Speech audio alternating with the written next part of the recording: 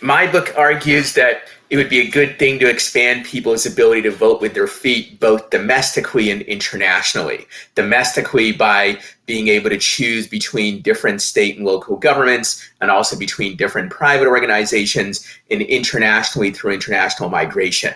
And the reason why this challenges conventional wisdom on both the right and the left is that many people on the right are relatively sympathetic to internal foot voting. They like to talk about, for instance, how many people move from blue states to red states because of lower taxes and other possible advantages. But on the other hand, they're very suspicious of international migration and want to severely restrict it through a variety of means. On the other hand, many people on the left have a reverse kind of view.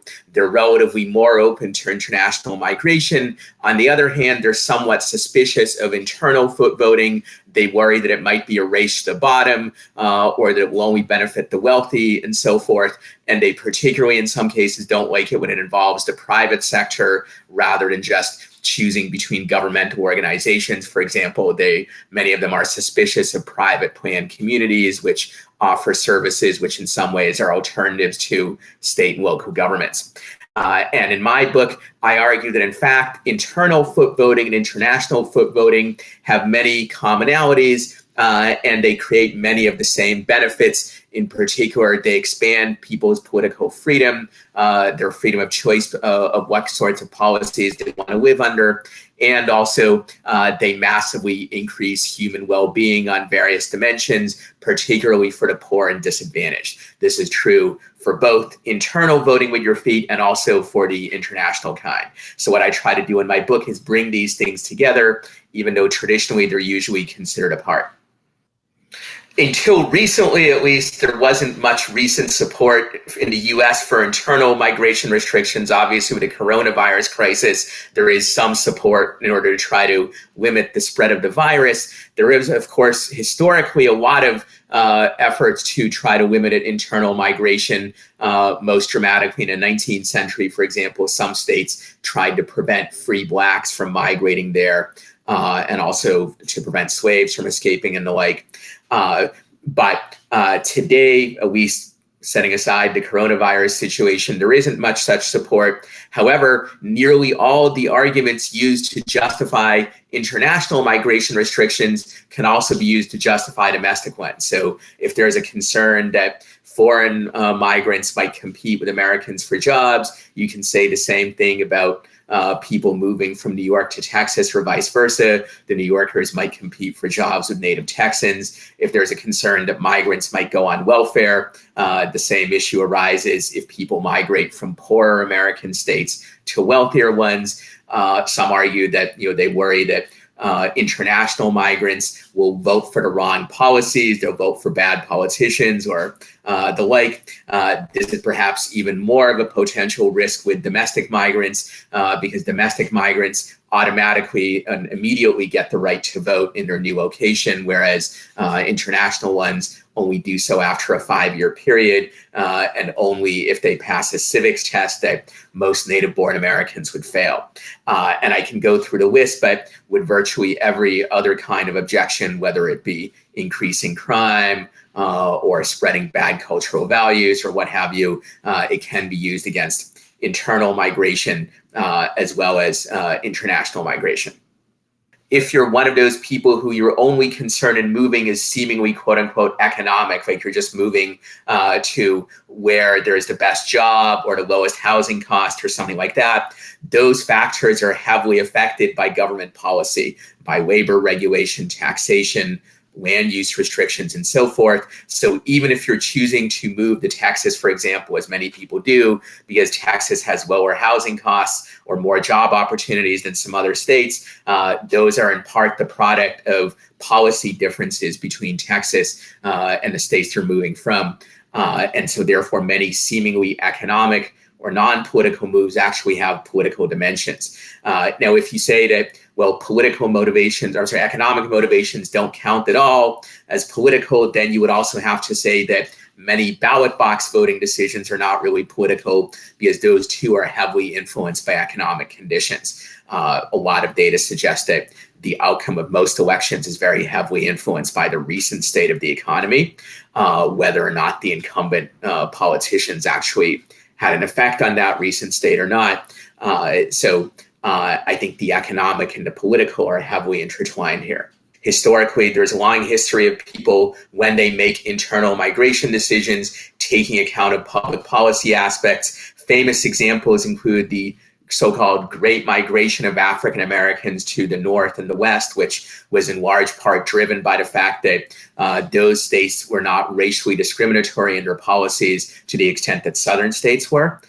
There's other more recent examples, for instance, gays and lesbians moving to more tolerant jurisdictions from less tolerant ones, even women, many of them moving to the Western states in the 19th century at a time when Western states deliberately offered women more equal rights than most states in the East did. My book doesn't offer any kind of comprehensive theory of what issues should be handled by the federal government as opposed to states or localities, because obviously a variety of factors other than just foot voting would factor into that. However, I do argue that to the extent we can decentralize authority to states or localities, or in many cases to private sector, that offers people greater foot voting opportunities. Because on the whole, in most cases, it's easier and cheaper to move from one state to another than to leave the country entirely. And it's easier and cheaper still to move from one locality to another or to vote with your feet in the private sector. So expanding people's foot voting opportunities is something that should at least be taken greater account of in when we decide what issues should be handled by what level of government or left to the private sector. And it does tend to be ignored in a lot of debates about the size, scope, and centralization of government. My book offers a challenge to conventional wisdom that the ultimate expression of political freedom is your ability to vote at the ballot box. I instead suggest that in many situations, at least, what we really want to do is expand people's ability to vote with their feet, because when you vote at the ballot box, your chance of actually influencing the outcome of an election and thereby determining what policies you live under is extremely small, maybe about 1 in 60 million in a US presidential election. On the other hand, when you vote at the ballot box, when you vote with your feet, you have a much better chance of actually determining the outcome.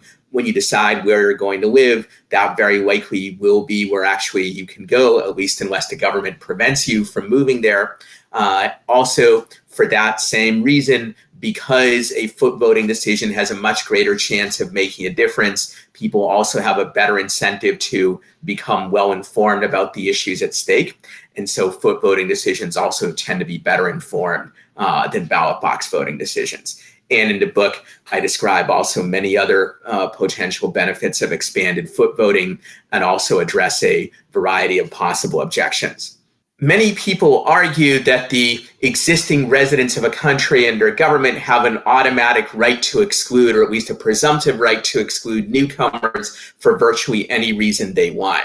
Those sorts of arguments usually take one of two forms. One possibility is the claim that there is a racial or ethnic or cultural group that has the exclusive right to control a particular territory. So France is for the French or Germany for the Germans, and therefore they have the right to exclude people who are not members of that ethnic or cultural group.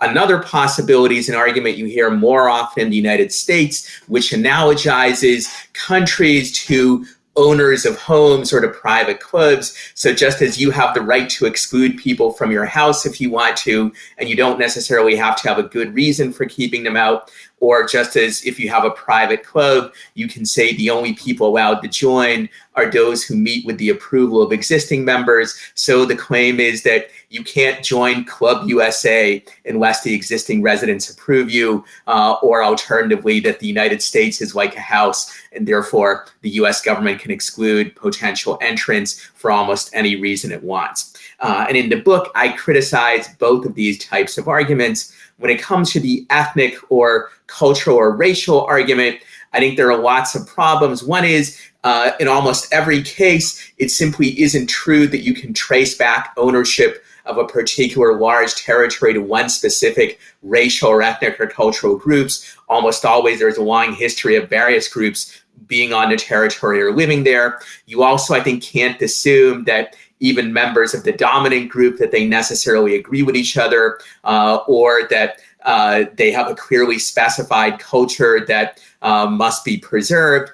And there's finally the deeper problem that the idea that particular racial or ethnic groups can exclude people from other groups. I think that clashes with the general presumption against racial and ethnic discrimination. That in general, at least in modern liberal democratic societies, we have a presumption against racial or ethnic discrimination or cultural discrimination because we believe that it's wrong to discriminate against people based on morally irrelevant characteristics like who your parents are or what racial or ethnic group you're a member of.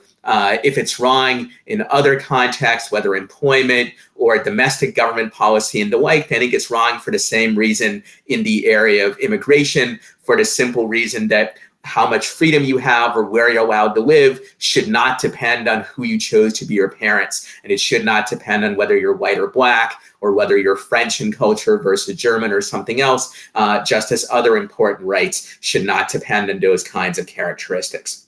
On the more individualistic argument, which analogizes nations to houses or to private clubs, I think that argument has very dangerous implications, not just for immigration rights, but also for a lot of other issues as well.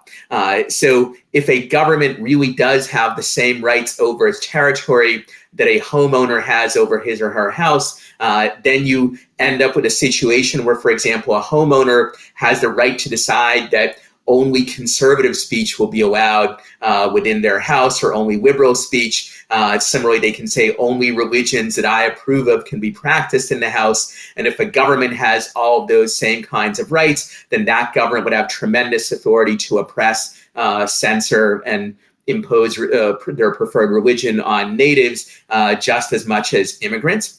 And the same goes with the club analogy, where obviously a private club can organize itself as a club that's only for Christians or only for Muslims or only for Democrats or Republicans and the like. So if a government has the same rights as the people who control a private club, then that danger would arise. Most fundamentally, the reason why we allow clubs and homeowners that kind of autonomy is because clubs and also most private residences, they're voluntary organizations. You're not forced to join the club. On the other hand, governments, at least as they exist in the real world, are essentially mandatory clubs. They say anybody who's in a particular territory must obey their rules, whether they had a meaningful opportunity to consent to those rules or not, whether they were involved in the formation of those rules or not, and so on. And so that doesn't necessarily mean the government shouldn't exist. I'm not a radical enough libertarian to say that, but it does mean that when you're talking about governments that are essentially mandatory clubs, we should not base their rights and powers by analogy to voluntary clubs or to private homeowners. In the book, I also address arguments which say that we must restrict migration, both international or sometimes internal as well, not based on an inherent right to exclude people, but based on negative practical consequences like increasing crime or overburdening the welfare state and the like. As I mentioned earlier in the interview, these kinds of arguments are usually today applied against international migration, but they can also apply just as readily to internal migration as well. And in the book, I go through those kinds of arguments and explain why many of them are either unsound or can be addressed through means other than excluding migrants.